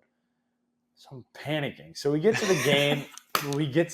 Dude, and we get that first drive. I'll never forget. I'm super tight with our offensive coordinator. Still FaceTime him to this day. Mike LaFleur, who's with the Rams now, super tight with him. So he hits me up the day before. He's like, "Hey, what do you want to start the game with?" He goes, "Do you want to start a runner or take a shot?" I was like, "Let's let it rip. Shoot or shoot, bro. Yeah, take a shot. Let's let it rip. Let's take a shot." So we took it. It was a play action shot. And I'll never forget. Like I get out of my play fake and we just whiffed on the D end. Oh, and I'm like, shoot. Oh shit. And I luckily I evade him, like check it down, just getting it out. I think we get like 5 yards. I was like, all right, we're in it. Yeah, we're in here. Here we go. And then that first drive, we're like, boom, boom, boom. I think I go like 8 for 8. Boom, boom. We run the ball in on a touchdown. I'm like, that went well. Like, okay, all right, good start. Maybe the info's not that hard. Yeah, you know easy, what I mean? And then, so we're going good. And I think it's the next drive, we have a little like run pass option. I pull it and I throw a slant. It hits our guy in the hand, bounces up, pick. I'm like, come on. I blame that on you though, bro. You be throwing the ball too hard, though. You be throwing the ball too hard. I'm like, are you kidding me? Like, why couldn't it just fall down? Like, why did it have to fall right to somebody? Because you're throwing 95, Mike. So, like you're trying to throw the ball so hard. So I was like, you know what? Adversity was gonna come. Like, here it is. Like, let's move on. Never too high, never too low. Yeah. Next drive. I want to say it's like a first or second play. I think we're down like, or maybe it's tied 7-7. First play, it's a pass play. I look downfield, it's not there. I go to check it down, hits off my running back's face mask, pops up, pick. I'm like, what? Like, all right, like, come on. Like, what is this? It bounced off his head. Face mask, bro. Like, off the heezy, bro. I'm like, come on. Again, never too high, never too low. Whatever. Such is life. Like, move on. So BS, bro. You're pissed, dude. Oh, you're 100%, pissed. But like I'm telling myself, like, dude, chill. You gotta go, go. Yeah. And this thing could turn bad. Yeah, it can go bad quick. So we get there. Games back and forth. They end up going up like I think it was like 13. No, I think it was like 20-7. It's 20-7, and we get the ball before half, or we get the ball like right before half for a 2-minute drive, and we get the ball here, there, some explosions. We get down to the red zone. I'll never forget. We're on like the 20, maybe like the 15. I throw a go ball on the outside to Keelan Cole. He makes an unbelievable like OBJ type catch. Comes down. They call it a touchdown. They review it. He dropped it. And there was Oh, like 10 seconds left. And I was super hype on the touchdown. yeah. And then they call it incomplete. I'm like, no, like nothing's falling my way. Like, come on. Yeah. And then we get one more play because there's 10 seconds left. I think we have a timeout. So we got one more shot at the end zone, and then we're kicking a field goal. I'm like, all right, if we can steal a touch, like if we can get a touchdown here, like we're right back in this game. It's 2014 or whatever it was. So we have like an out route to Barrios. It's covers. I see it's cover zero. Like that was our outlet versus cover zero because we knew they like to bring it. Uh-huh. And I can see them communicating, like the corner and the safety who's over Braxton. Braxton's in the slot. I can see him communicating. I'm like, please don't in and out this. In and out means essentially like if you and me, if I'm the corner, you're the safety, the receiver's there, and the receiver's there. Mm-hmm. Like if this guy goes this way, you're taking him. If this guy goes this way, I'm taking him. So Braxton was coming this way. Like if they in and out this, we're fucked because the safety's or the corner's just gonna be. He's gonna be right where you're gonna throw the ball. Yeah. And luckily they didn't. So I threw it to Braxton. He made an unreal toe drag swag catch, touchdown. That's like kind of when I was like, all right, we got this. Like we're in one. And then the third quarter, I think they go up big. Like we were down like I think it was a good little chunk, bro. I think we were down like 13. Yeah, we were down 13 with like 7 minutes left. We go on a drive, score. We're down 5 or whatever it was. Our defensive end makes an unbelievable play on a screenplay, like on the edge. Joe Burrow's trying to throw a screen. He bats it, picks it while like boxing Joe Burrow out. We get the ball back. Like 2 plays later, we throw a touchdown. We're up 1, and we go for 2 to go up 3, and we call the play. Yo, who called that? Was that? No, that was our OC. He's like, no, we're running it. He goes, we're fucking running it. We're fucking running it. And I was like, all right, let's do it. Like, fuck it. Shoot or shoot. Yo, you were hyped, bro, or what? Shoot. No, that was the most nervous I've ever been. Like, running a route, like, looking for the ball. You've never been on that side. Like, you know what I mean? Like, I don't catch the ball. I'm like, it's so wide open. It was a great play call. It's so wide open. I'm just like, don't drop it. So I go like, I'm like looking for it like this, and I see a corner come. So I'm like, all right, he's gonna fuck me up. So I kind of like turn with it and still catch it. And then like I'm on the ground and I'm like going like this, like I was like, holy shit, it worked. And then like everybody came and like it was just, I'll never forget that game too. Like, that was awesome. And I'm like, our buddy Mitch Wilcox, who plays for the Bengals, the whole week I'm like, we're jersey swapping. Like, this is sick. You ain't jersey swapping. At the end of that game, I go to him, I dab him up. I'm like, yo, I'm gonna have to keep this one. Like, and then I go to the equipment guys the next day. I was like, hey, can I get my jersey? And they're like, we don't have it. I was like, the fuck you mean you don't have it? Like, he goes, yeah, it's in the Hall of Fame. And I was like, because I'm super tight with the EQ guys. I'm like, shut the fuck up. Like, you guys are not, like, you're messing with me. He's like, oh no, dude, it's in the Hall of Fame. And I like checked my phone. I got tagged in a bunch of tweets. Like, it was in the Hall of Fame. I was like, what the hell's going on? What? Like, what is going on right now? Isn't that crazy that they get first dibs over you on your nuts. damn jersey? It's nuts. And Did you ever get it? No, it's still there. I got to go see it. I got to take the kids and go see it. Yo, and that's the year that you had the kids too, bro. Yeah. Yo, and I forgot to talk about that. Yeah. Yo, preseason. Yeah. Can you explain to? All right, bro. Yeah. Can you tell me about that? Obviously. That was crazy. So, yeah, we're getting ready to go. We're in training camp. We're getting ready to go into the indoor facility for a night walkthrough. I'm walking out of the locker room. Like, we're just getting ready to start. I'm like, finishing putting on my jersey, like stuff like that. I'm talking to 2 of my buddies, and our director of football operations comes sprinting to me. And I can kind of already tell, like, all right, it's go time. He goes, it's happening. We got to go. Let's go. So I sprint to the locker room, change real quick into my normal clothes. We haul ass to the hotel that we're staying at. I got to pack a quick bag. Like, I should have had a bag packed. I was like, we should have never said that. Mallory's going to No, Mallory knows. Mallory knows. So, and then we got to go all the way from Jersey to JFK because that's the quickest flight to get to Tampa. Oh, boy. So Mallory's in the hospital right now. I'm at the gate waiting. Like, I barely met my flight. So I'm texting her, like, I'm on the flight now. She's, like, in the hospital. They're trying to wait for me to get there. And then I land at, like, 11:45, 11:30. I get to the hospital. The kids were born at 12:54. It's like it was quick. Kids were born and they were like 5 weeks early, so like they go to NICU. So like the twins go up to NICU. So I'm like bouncing around because Maddox is in one room, Millie's in another, and Mallory's downstairs like recovering from the C-section. So I'm like bouncing around different places. I woke up at like 6 a.m. because we're in camp. Like, That's true. Yeah, you know were what I mean? at practice. I'm early. It's like I'm exhausted. Like not trying to like. Mallory always says I try to take the thunder from her. Like it was definitely Yo, it was way harder on way him, harder bro. on Mallory. Way harder on Mallory. But like, so I'm fighting that. So I'm like, I'm dead ass tired, bouncing around. Finally, Maddox comes down to our room at like 11 in the morning, and I'm like getting to finally like spend some time, like hold him, stuff like that. And then I get a text from our operations guys, like, hey, we got a flight at 4. Leaving Tampa at 4 o'clock for you. I was like, I gotta go back already. I gotta go back to work now. I gotta go back to work now. And I went back to work because we had joint practices with Green Bay. So with that next day, so I left Tampa at like 4. I left the hospital at 4, whatever it was. I didn't land in Green Bay till 3 in the morning. We had 8 a.m. practice. Oh man, bro! Best practice I had all camp. Really, dude? Bro? I was so like out of it, like perfect out of it. Like you were out of it. I was like, dude, I don't care. Like, whatever. Give me the play. ball. Yeah. I don't care what coverage they're like. Here, get the ball out of my hands. Like next play. You know Let's go. But dude, it was a whirlwind. And I'm like calling back because like Millie was in the NICU for like a couple more days, like 11 days or whatever it was. So I'm like trying to check on her.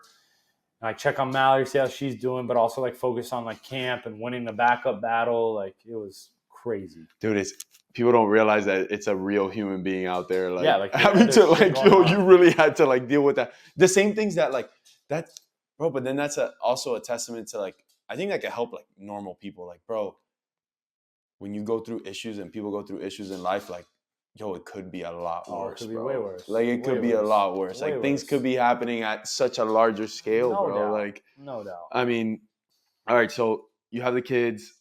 Obviously, you had an amazing, pretty good season that year. Like you got your feet wet. You understood kind of what you had to do. Now you're going to the next season. Like you're going to this past season. So it was tough, like going because we signed Joe Flacco back. Joe was going to be the backup, and I was going to be the 3 again. But it was frustrating because I was like, I just had a great season last year. Like, what more do you want me to prove to be your backup?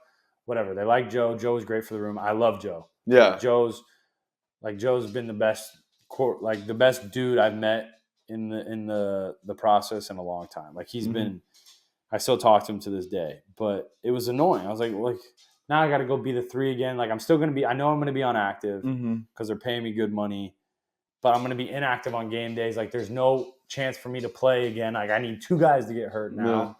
Like I want to keep playing and like get a real shot. So that was frustrating, but then things play out always. Like you can never predict. So I ended up getting my shot. And this year was different. Like I had success the year before, but like this year felt different out there. Like, I don't know. It felt like I had more of command. Like I was calmer. Like it wasn't like, it was just different. I don't know how to describe it. Like you were playing a game? Like now you were like a kid again in a sense? Maybe it's just like, I don't know. Maybe it was just because I had that success last year. Like I felt even more confident this year. But like, I don't know. It felt and looked different. No, it looked great, bro. It really did look different. But it's not a roast, bro. I'm sorry. But like you did get folded like a table, bro. It was kind of funny. It was kind of funny. Yo, bro, I never forget when you go. I'm like, yo, you got folded. He goes, yeah, but I didn't fold at my hips. I folded at my ribs. Oh man! If anything, it showed everybody that I'm tough. Yo, bro, that's right, dude. They hit it with what's the LaRusso? LaRusso's gonna fight.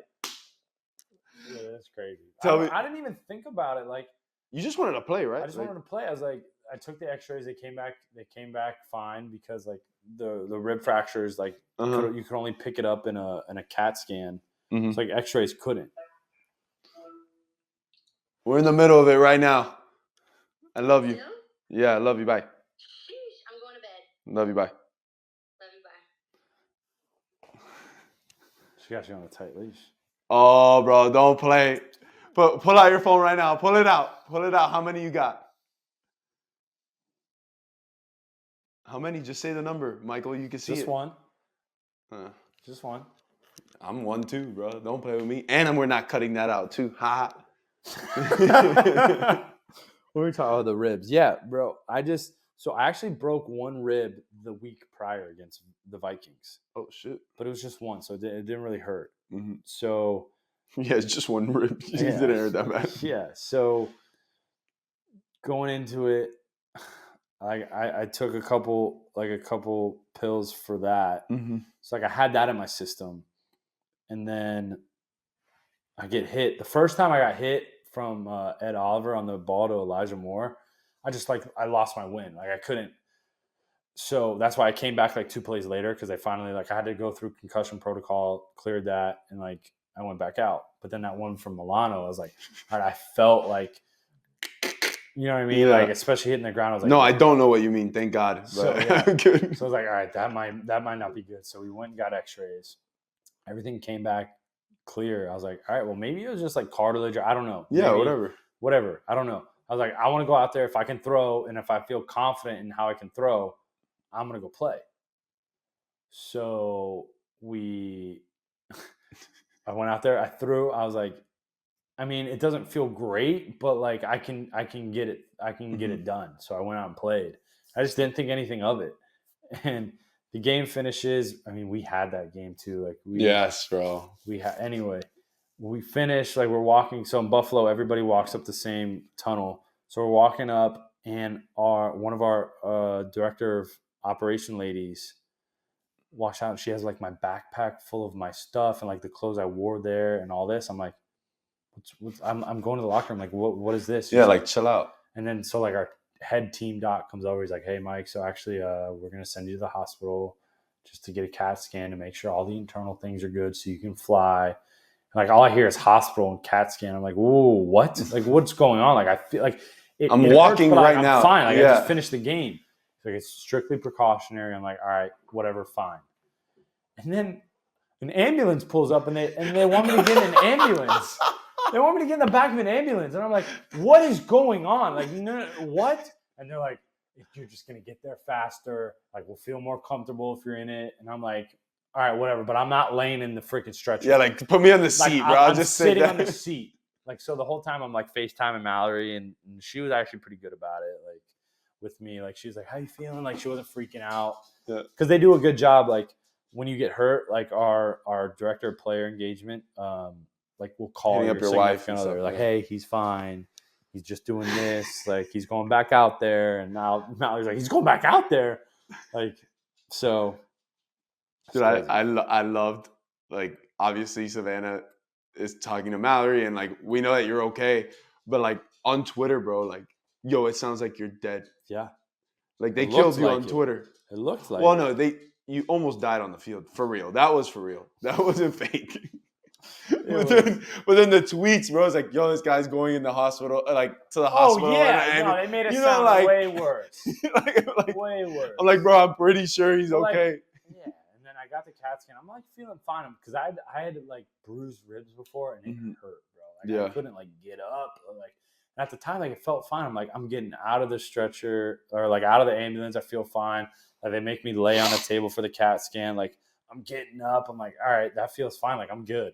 I'm good. Yeah. I don't know what it was. Maybe it's cartilage or something, but I'm good.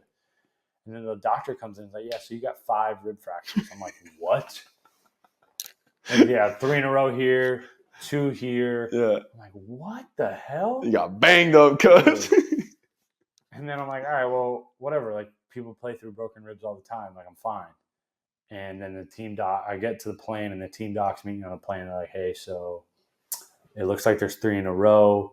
And just to give you a heads up, if there is 3 in a row, you're probably not going to play for 2-3 weeks. At the earliest, it's probably, they first told me 4 to 6. Uh-huh. And I was just depending on what it looked like. Yeah. And then we saw it, things changed, whatever, yada, yada. I tried to get back to Seattle, kind of rushed it a little bit. Like it still hurt. Yeah. And like we had come up with this like carbon fiber thing with like this heat stuff on both sides that like loosened it up, and like we would like, so what hurt the most was like bracing. So anytime you go to throw and you like brace, it was like my body just wanted to do that. Yeah. So I couldn't like brace and just like extend and really get on the ball. I was like kind of like, ugh, you know what I mean? So we had this makeshift thing. It was pretty cool that like all right, I feel pretty good. Yeah. But like I didn't like take into account like I'm gonna get hit again. So the next time, well, you don't think about it, right? Okay. Because like in practice, you don't get hit. So I'm going through practice. I'm like, all right, this like I can let this ride, no this. problem. And like we're in the middle of a playoff race. So I'm like there's no shot I don't go out there. Yeah. So I go out there, I get hit, and I'm like, oh boy, this is not good. And I'm just like, ugh. Just like, ugh. It was tough. It was hard. It was really hard. No, it's painful, bro. I don't know how you did it, bro, but it was dope to watch you do it. It was dope to watch you do it. Dope. No, yeah, that's perfect. I felt great though. It was good. I'm glad. From the outside, I feel. Yo, all right. One thing I forgot to hit on. Yo, how did it feel? Like obviously you're Michael White, like from Pembroke Pines, like a kid. Yo, hearing the whole stadium cheer your name, bro. Like, tell me about the feeling. Obviously, it happened the year before, and then it happened last year as well. Like, yeah. Yo, like what did it happen? Yeah. I mean, it's MetLife Stadium, bro. It's like it's New York. Like that's like or Jersey, iconic. but yes, you know what I mean? Yeah, I get it. Sorry, it's it's New Jersey, but all right. But like it's iconic. So like you hear the whole stadium like Mike White. I'm like at first I'm like, what are they saying my name? And then it gets louder and clear. I'm like, no freaking way. And I thought it was like, all right, a one-time thing. Like, all right, that's pretty cool. Then we go back out there to like our last drive to like ice the game. And the whole time it's every play, Mike White.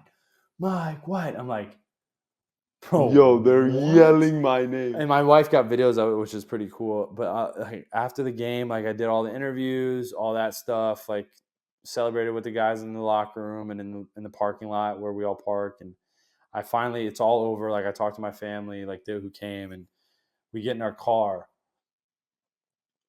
Me and Mallory look at each other, and we just start like crying, laughing, like, what just happened? just like I'm just like all the emotions of everything. Like I'm like getting like emotional, but then I start laughing. I'm like, what was that? Like, is that real? We just beat the Bengals, and like the stadium was chanting my name, and like they're talking about like it was the best debut since Cam Newton or something like that. Like, I was just going into it like hoping like, all right, like I just hope I throw a couple touchdowns. Like, no, we won the game. And they're hitting you with the Mike. It was crazy. And then it just kind of took off from there. The Mike F and White, like all that. It was nuts. Yo, like obviously not only did your team showed a lot of love to you, but also like New York in general. Like, why do you think they resonated with you? Like, I mean, I don't want to like get all like big headed or self. So I don't know. I just think like I wasn't like silver spoon handed, you know what I mean? Like I had to like, I got cut from Dallas. I started a P squad, like worked my way up, like was a backup, was up and down, like finally got my shot. Like, I don't know. And I just feel like in interviews, I just kind of try to keep it real. Like I am who I am. Like I'm just a regular ass dude that like just likes to play football and hang out with the boys and stuff like that. I feel like I'm like easily relatable. Yeah. But it's not like some like you're a normal cat. Yeah, bro. You know what I mean? Just like a normal cat that like got an op and like made everything he could out of it. And I think that like people like resonate with that. You know what I mean? It's not like it's easier to cheer for guys like that. Yo, I think it's dope because like it's like the blue collar. Yeah, exactly. Yeah, like that. Exactly. It's just like yo, you have to go to work and you're like checking in every day. Like you come in with your lunch, like no doubt, yeah, like, everybody's cool. Your boys are everybody. What's up? Like let's get it. We're just here to go to work, kind of thing. Like nothing. And again, it goes back to kind of what you were saying as being a pitcher. Like you always seem so like you just chill. gotta keep it here. Like even if like internally, if you're up here or down here, like you can't. No, you just gotta. Yeah. Even killed. Yo, so. I mean, bro, it's no secret. Like, you knew you had a pretty good year, and now you're gonna be a free agent, bro. Like, yeah, no, yo, the whole time, like, I was like, this is lining up pretty nice. Like my biggest thing was like going into free agency. I wanted some stability, and I knew I had the ability to be like a fringe starter. Mhm. I was like, whether it falls that way or not, like we'll see. But I was like, at worst, I just want like a solidified backup job. Like, Yeah.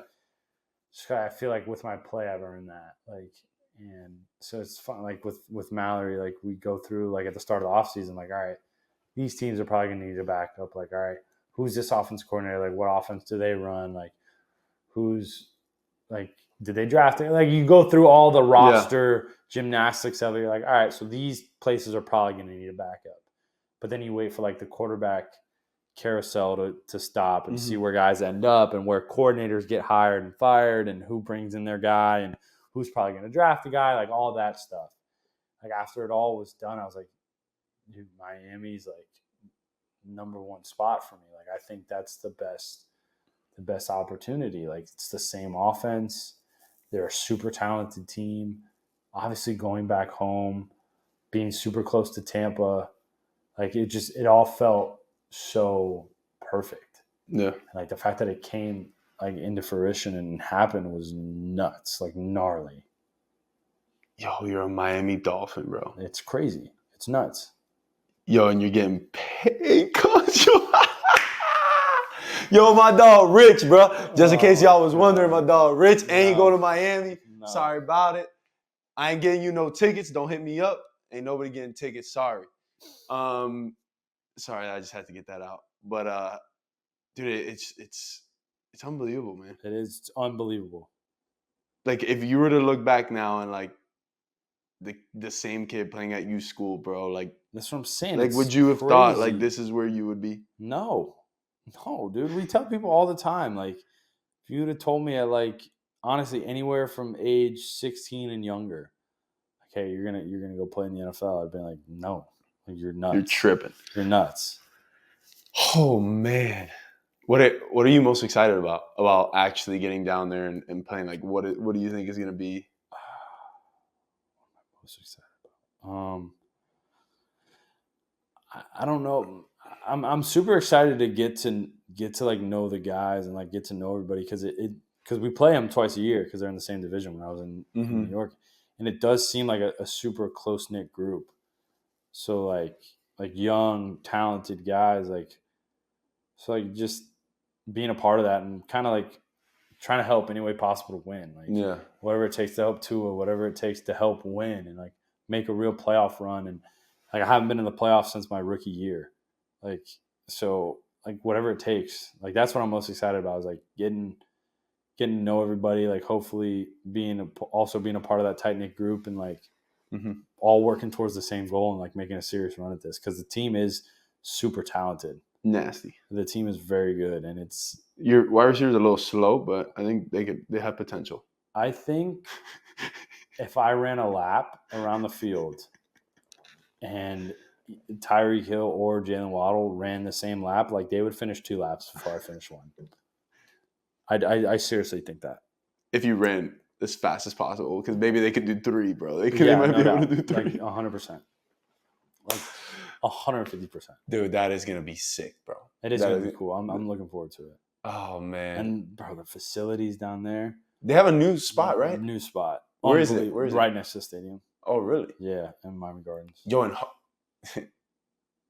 how close? You're not gonna be living that close to the stadium. No. No shot. I'm no, staying up in my neck of the woods. Yeah.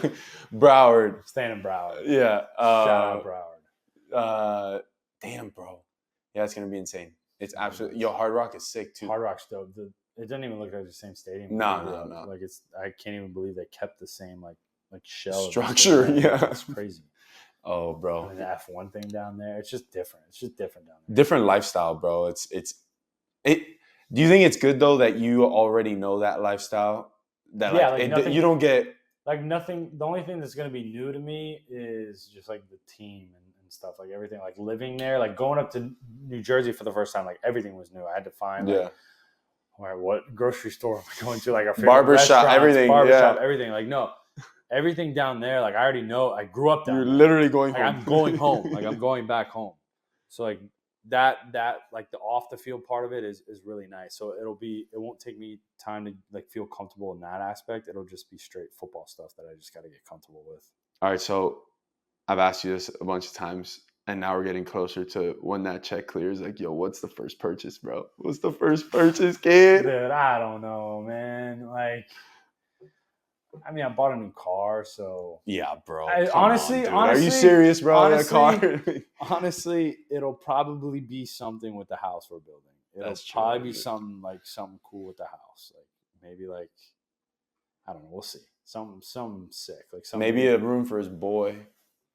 Maybe That would be yeah, sick, bro. Maybe like a little podcast studio studio in there. back. So- And then just start charging rent. yeah. Yeah, to somebody else, not me. Got the homie discount, kid. Yo, thank you, bro. This is sick.